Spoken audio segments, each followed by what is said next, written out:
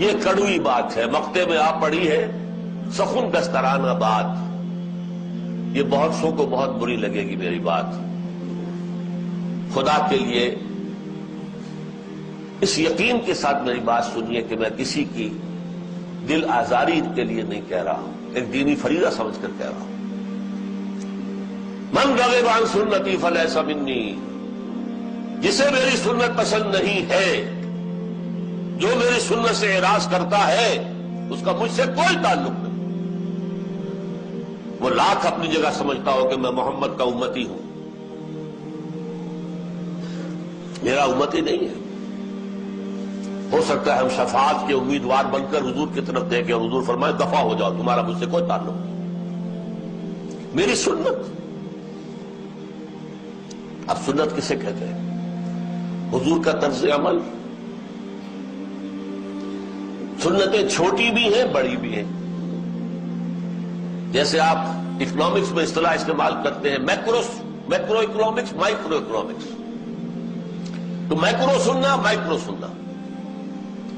Micro سننا کی مثال سب سے مائکرو، سب سے چھوٹی، مسجد میں داخل ہو تو دایاں آگے جائے بایاں نہ جائے، باہر نکلے تو بایاں پہلے نکلے دایاں نہ نکلے۔ کسی نے تو نکلنا ہے بھائی، لیکن احساس رہے کہ داخل ہوتے ہوئے دایاں آگے، نکلتے ہوئے بایاں آگے۔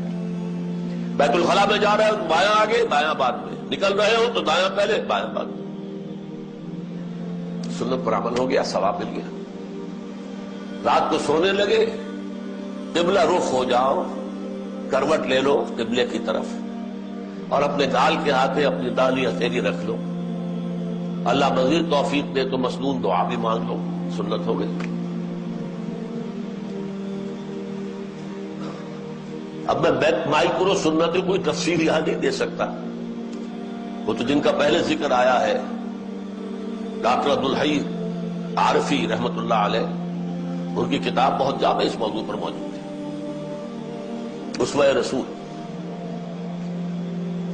لیکن ان چھوٹی سنتوں میں سب سے بڑی سنت، میکرو کا ذکر بھی بعد میں آئے گا، چھوٹی سنتوں میں سب سے بڑی سنت داڑھی ہے، جس کا رکھنا سنت مؤکدہ ہونے میں تو شک ہی نہیں ہے، بہت سے علماء کے نزدیک واجب ہے۔ اور یہ سنت وہ سنت ہے جس کے لیے حکم دیا حضور نے، کیف اللحا وقص الشوارب، داڑھیاں بڑھاؤ اور مونچھیں کتراؤ۔ یہ صرف حضور کی سنت نہیں، تمام انبیاء اور رسول کی سنت، تمام اولیاء اللہ کی سنت۔ وہ 11ویں والے بھی اگر ہیں تو ان کی بھی سنت تھی، 11ویں دینے والوں میں وہ سنت والے کو نہیں ہوتے، وہ 11ویں دے رہے ہیں بس۔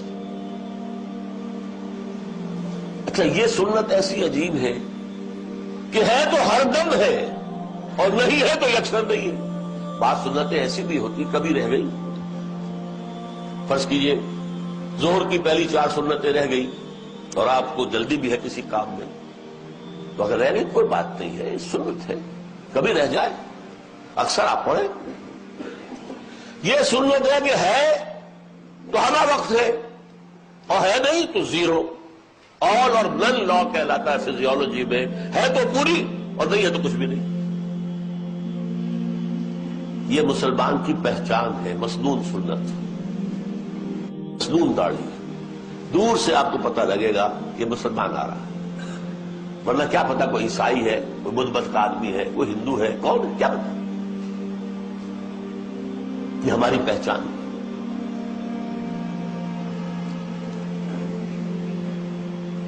من رغب عن سنتی فلیس منی۔ غور کر لیجئے، ہم نے کسی کی سنت کو چھوڑ کر کسی کی اختیار بھی تو کی ہے، حضور کی سنت چھوڑ کر کرزن کی سنت اختیار کی کہ نہیں؟ کسی نہ کسی کا تو راستہ آپ اپنائیں گے۔ داڑھی مڑانا کب سے شروع ہوا؟ جب کرزن صاحب تشریف لائے تھے انگریز کی پیروی میں، الناس علی دین ملوکہم، اور اب وہ روش ہے، چل رہی ہے، پوری دنیا کا معاملہ یہی ہے، بھیڑ چال ہے۔ میں نہیں سمجھتا آپ میں سے کوئی ایک آدمی بھی ایسا ہو جس نے سوچ سمجھ کر حضور کی سنت ترک کر کے اور داڑھی بڑھانی شروع کی. نہیں رواج ہے بس. لیکن اس پر بھی ہمارے علماء اب کچھ کہنے کی پوزیشن میں نہیں رہے. جمعہ کے خطبوں میں تو یہ باتیں آنی چاہیے. کیا کہیں؟ دیہات میں جاگیردار یا کوئی زمیندار سامنے بیٹھا ہوا داڑھی مڑائے ہوئے، کیا کہیں اس کے سامنے؟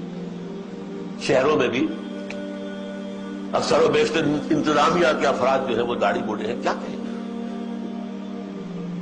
لیکن میں آپ سے خیانت برتوں گا اگر میں اس کا ذکر نہ کروں. And it's never late, too late. اب بھی چاہے آپ کی عمر 60 کی ہو گئی ہو، 70 کی ہو گئی ہو، نہ گھبرائیے کہ کیا کہیں گے لوگ. داڑھی رکھیے، جوان ہے ضرور رکھیں، ضرور رکھیں، ضرور رکھیں. حضور کے ساتھ ہمارے تعلق کا یہ ایک پیمانہ ہے، آئینہ ہے.